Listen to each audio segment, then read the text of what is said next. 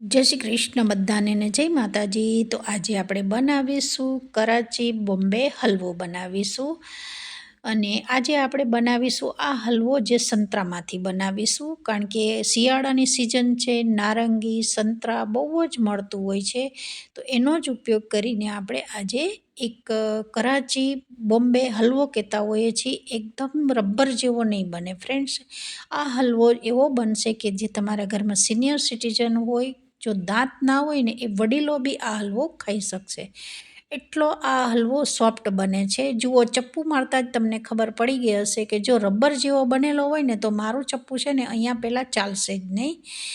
તો જરૂરથી બનાવજો અને વિડીયો સ્કીપ ના કરશો. લાસ્ટ તક જોશો તો જ તમને ખબર પડશે કે મેં આમાં કઈ સામગ્રી નાખી છે અને કેવી રીતે આપણો આ હલવો તૈયાર થઈ ગયો છે.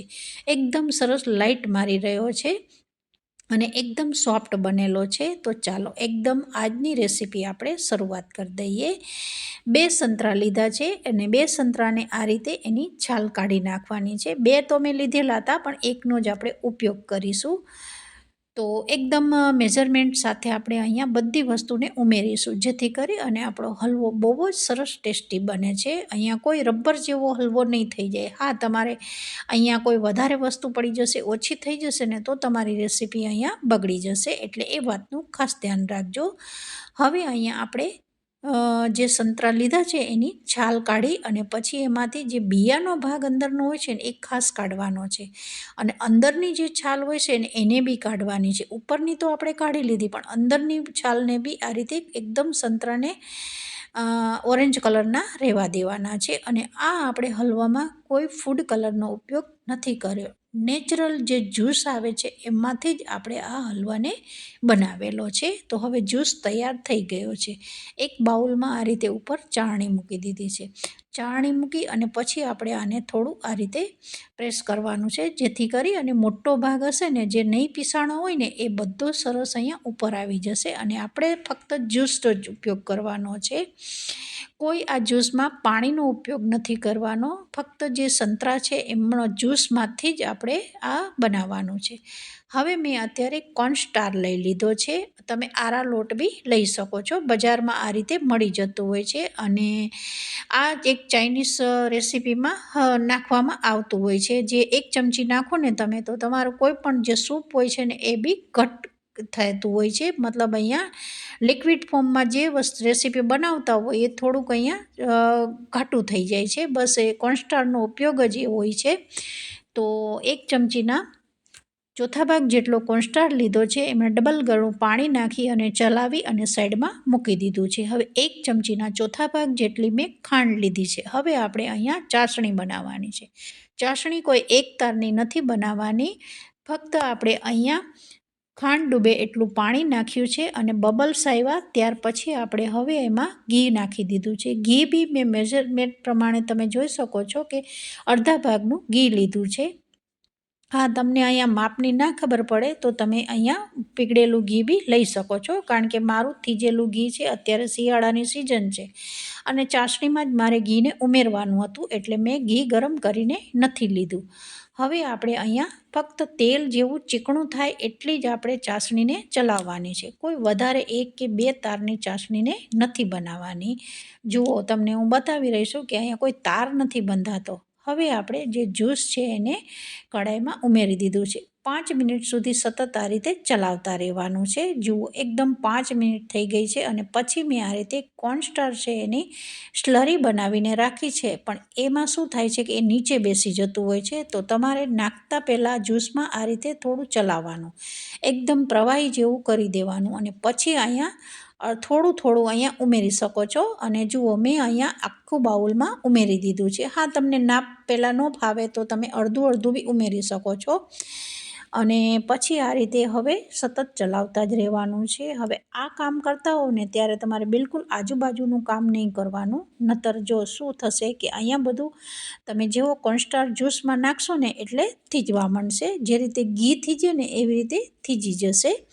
તો આ રીતે સતત ચલાવતું જ રહેવાનું છે. જો અહીંયા તમે નહીં ચલાવો ને તો અહીંયા બહુ જ લમ્સ પડી જશે, મોટા મોટા લમ્સ પડી જશે અને એને ભાંગવા માટે ફરી તમારે ચલાવતા જ રહેવું પડશે. મારા અહીંયા તમે જોઈ શકો છો કે એક બી લમ્સ નથી પડેલા, કારણ કે હું સ્પેચ્યુલાથી આ રીતે સતત ચલાવતી જ રહી હતી. અને આ હલવો બનાવવા મને ટોટલ 15થી 20 મિનિટ થયેલું હતું. હવે લગભગ 10 મિનિટ થઈ ગઈ છે, આ રીતે ચલાવતી જ જતી હતી હું. અને પછી હવે હજુ જોઈ શકો છો કે 10 મિનિટ પછી બી અહીંયા એકદમ લિક્વિડ ફોર્મમાં છે. પછી 10 મિનિટ થયા પછી મેં થોડું લિક્વિડ હતું, ત્યાર પછી મેં આ રીતે ચાસણીને ઉમેરી દીધી છે. હવે ચાસણી આપણે અડધી નાખવાની છે. અડધી નાખવાનું કારણ એ છે કે આપણે થોડું ચલાવતા રહીશું અને જે કોર્નસ્ટાર્ચ છે ને એ એકદમ ચાસણી ઘી છે ને એને એકદમ એબ્ઝોર્બ કરી જશે. પછી 5 મિનિટ ચલાવ્યા પછી ફરી જેટલી હતી એટલી ઘીવાળી ચાસણી ઉમેરી દીધી છે. હજુ તમે જોઈ શકો છો કે લગભગ અહીંયા મારી ટોટલ 15 મિનિટ થઈ ગઈ છે, પણ હજુ થોડી અહીંયા લિક્વિડ ફોર્મમાં હતું. અને આ વિડીયો શૂટ કર્યો છે ત્યારે ટોટલ મારી 20 મિનિટ થઈ ગઈ છે. અને 20 મિનિટ થયા પછી મેં આ તમે જોઈ શકો છો કે કાજુ ઉમેરી દીધા છે અને આપણો હલવો તૈયાર થઈ ગયો છે. એકદમ પેન છોડી રહ્યો છે. તો ટોટલ મારી 20 મિનિટમાં આ અત્યારે કરાચી હલવો તૈયાર થઈ ગયો છે. એકદમ સરસ તમે જોઈ શકો છો, સ્પેચ્યુલા મારતા જ આખો હલવો છે એ ફરી રહ્યો છે. તો આમાં બિલકુલ પાણીનો ભાગ નથી. કોર્નસ્ટાર લોટ છે એકદમ સરસ ચડી ગયો છે. જે ચાસણી છે એકદમ સરસ બધી વસ્તુ ભળી ગઈ છે અંદર. અને તમે જોઈ શકો છો કે બિલકુલ અહીંયા જ્યુસની અંદરનો પાણીનો ભાગ છે એ બધો બળી ગયો છે. તો જો આ તમારી લાસ્ટનું આ વસ્તુ થાય ને ત્યારે સમજવાનું કે તમારો હલવો તૈયાર થઈ ગયો છે. હવે બાઉલને ગ્રીસ કરીને રાખેલું હતું, નીચે કાજુ પાથરીને રાખ્યા હતા, એમાં આ હલવાને ઉમેરી દીધો છે. તો તમે જોઈ શકો છો 15થી 20 મિનિટમાં જ સંતરામાંથી બનતો જ્યુસ એકદમ બાળકોની તો પહેલી પસંદગી હોય છે. જરૂરથી તમારા ઘરમાં નાના બાળકો હોય તો એને બનાવીને આપજો, પસંદ આવશે. અને વડીલ હોય એ બી ખાઈ શકશે. એટલો આ હલવો સોફ્ટ બનેલો છે, બિલકુલ રબર જેવો નથી બનેલો અને નેચરલ બનાવેલો છે. કોઈ ફૂડ કલરનો ઉપયોગ આપણે નથી કરેલો. એક ચપ્પુ મારતા જ આપણે ઠંડો કર્યા પછી જુઓ આ રીતે આપણે એને સેટ કરી લીધો અને પછી પ્લેટમાં નીકાળી દીધો છે. અને બાઉલ એકદમ સરસ અહીંયા ચોખ્ખું આવી રહ્યું છે. બિલકુલ આપણું જે પ્રોસેસ કરી છે એકદમ સરસ કરી છે. જો આ પ્રોસેસ તમારે કરવામાં થોડી બી અહીંયા કંઈ ભૂલચૂક થઈ હશે ને તો આ રીતનો હલવો તમારો નહીં બને. હવે તમે જોઈ શકો છો કે આ રીતે એકદમ સોફ્ટ બનેલો છે, બિલકુલ રબર જેવો નથી બનેલો. તો જરૂરથી એકવાર ટ્રાય કરજો. નાના મોટા વડીલો ખાઈ શકે એવો આપણો આ જે સંતરામાંથી બનતો હલવો તૈયાર થઈ ગયો છે. તો વિડીયો પસંદ આવે તો એક લાઈક કરજો. વધારે વિડીયો પસંદ આવી જાય તો વિધિ કિચનને જરૂરથી સબસ્ક્રાઈબ કરી દેજો.